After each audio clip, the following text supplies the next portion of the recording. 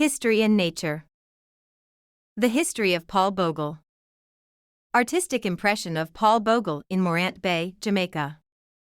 Born 1822, died October 24, 1865, aged 42 to 43, cause of death hanged, nationality Jamaican, known for leader of the protesters in the Morant Bay Rebellion. Website https://paulboglefoundation.org. Paul Bogle, 1822, October 24, 1865, was a Jamaican Baptist deacon and activist.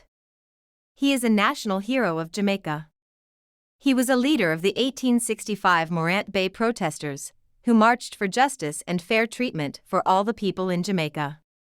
After leading the Morant Bay Rebellion, Bogle was captured, tried and convicted by the colonial government, who had declared martial law, and hanged on October 24, 1865 in the Morant Bay courthouse. Bogle had become a friend of wealthy landowner and fellow Baptist George William Gordon, a biracial man who served in the assembly as one of two representatives from St. Thomas in the East Parish. Gordon was instrumental in Bogle being appointed deacon of Stony Gut Baptist Church in 1864.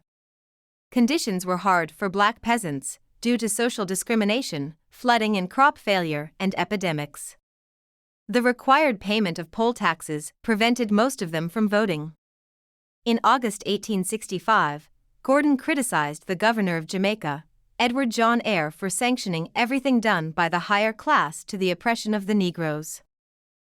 Bogle concentrated on improving the conditions of the poor. As awareness of social injustices and people's grievances grew, Bogle led a group of small farmers 45 miles to the capital, Spanish Town, hoping to meet with Governor Eyre to discuss their issues, but they were denied an audience. 6. The people of Stony Gut lost confidence and trust in the government, and Bogle's supporters grew in number in the parish. Morant Bay Rebellion. On October 7, 1865, Bogle and some supporters killed 2 men from Stony Gut. A black man was convicted and sentenced to prison on charges of trespassing on a long-abandoned plantation. One member of Bogle's group protested in court over the case, but was immediately arrested, angering the crowd further. He was rescued moments later when Bogle and his men took to the market square and retaliated. The police were severely beaten and forced to retreat. On Monday, October 9, 1865, warrants were issued against Bogle and a number of others for riot and assault. The police arrived in Stony Gut to arrest Bogle but met with stiff resistance from the residents. They fought the police, forcing them to retreat to Morant Bay. A few days later, on October 11, 1865, there was a vestry meeting in the courthouse. That day Bogle led hundreds of followers, armed with sticks and machetes, on a protest march to the courthouse. The authorities had mustered a volunteer militia, who fired into the protesters after stones were thrown, killing 7 men. The protesters set fire to the courthouse and nearby buildings. When officials tried to leave, several were killed by the angry mob outside. A total of 25 on both sides died that day. Black peasants rose up and took control of the parish for 2 days. The governor quickly retaliated, declaring martial law and ordering troops to capture the rebels and suppress the rebellion.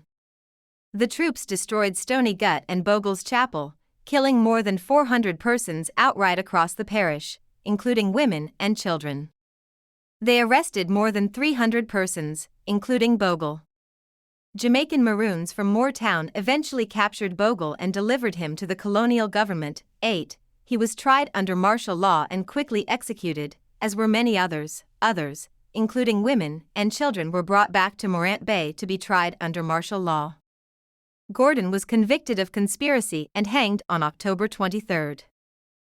Back in Britain there was public outcry and increased opposition from Liberals against Eyre's handling of the situation, with accusations against him of murder.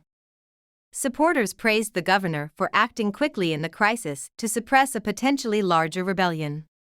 Bogle was later hanged on October 24, 1865. Aftermath. By the end of 1865, the Governor Eyre case had become the subject of widespread national debate. In January 1866, a royal commission was sent to investigate the events. Governor Eyre was suspended and recalled to England and eventually dismissed.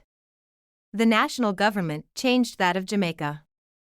The House of Assembly resigned its charter, and Jamaica was made a crown colony, governed directly from Britain.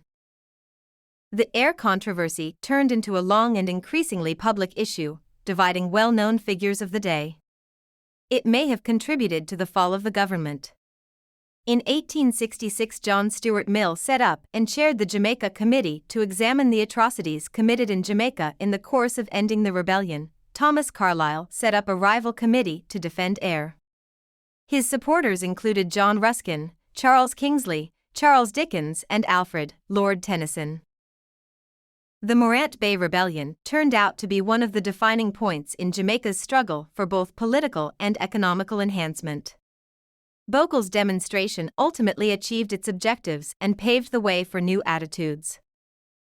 Legacy. In 1969, Paul Bogle was named a national hero along with George William Gordon, Marcus Garvey, Sir Alexander Bustamante, and Norman Washington Manley. In the 1970s, two other national heroes were added in the form of Samuel Sharp and Queen Nanny of the Maroons. Bogle is depicted on the head side of the Jamaican 10-cent coin. His face was also depicted on the Jamaican $2 bill, from 1969 until 1989, when the $2 bill was phased out. The identity of the sitter in the photograph used for these depictions is disputed. The Paul Bogle High School in the parish of his birth is named after him. He is referred to together with Toussaint Louverture, leader of the Haitian Revolution, in the name of the London-based publishing company Bogle Elovacha. In popular culture, as a national hero, Paul Bogle is referenced in many works of Jamaican culture. Most notably, dancehall performer Gerald Levy's stage name was Bogle, also Mr. Bogle and Father Bogle. Third World produced a song about Bogle's execution. Other reggae artists who have named and written songs in tribute to Paul Bogle include Lee Scratch Perry and a co-production between the Aggravators and the Revolutionaries. Bogle is mentioned in songs by Burning Spear, Brigadier Jerry, The Cimarrons, Steel Pulse, Prince Far Eye, Lauryn Hill, Third World, and General Trees. In So Much Things to Say, by Bob Marley and the Wailers, and subsequently covered by Lauryn Hill, Marley mentions Bogle in the same breath as Jesus Christ and Marcus Garvey, concluding, "I'll never forget no way they turned their backs on Paul Bogle, so don't you forget no youth who you are and where you stand in the struggle." Paul Bogle is mentioned in the songs See Them A Come and Innocent Blood by the reggae band Culture. Terrace Riley also mentions Paul Bogle in the song Shaka Zulu Picnic, alluding to his ancestry as a freedom fighter. St. Thomas-born reggae artist Dwight Bushman Duncan hosts an annual Black History Month event called Football and Style in honor of Paul Bogle. He has also dedicated a series of his YouTube blog, Where I'm From, to Paul Bogle and the Morant Bay Uprising. Paul Bogle and the events outlined above are the theme of Ballad of 65 by General Trees. The British rapper Akala references Bogle on the track Mangamizi from his album The Thieves' Banquet, saying, "Probably don't know the Haitian Revolution caused the French to sell half of America, nor know the role that Africans played in the Civil War for that same America. If you ain't heard of Nanny of the Maroons or Bogle, you probably believe what they told you." Jamaican reggae and dancehall musician Junior Reid mentions Paul Bogle in the song Same Boat, which recalls the era of slavery, by saying Paul Bogle Haffy run like Usain Bolt. Both George William Gordon and Paul Bogle are mentioned in Horace Andy's Our Jamaican National Heroes, while Ruddy Thomas's grandfather Bogle is a Bogle tribute. My name is Aria. Please like, share, subscribe and hit that notification bell so you can be the first to be notified whenever we post. You won't regret it.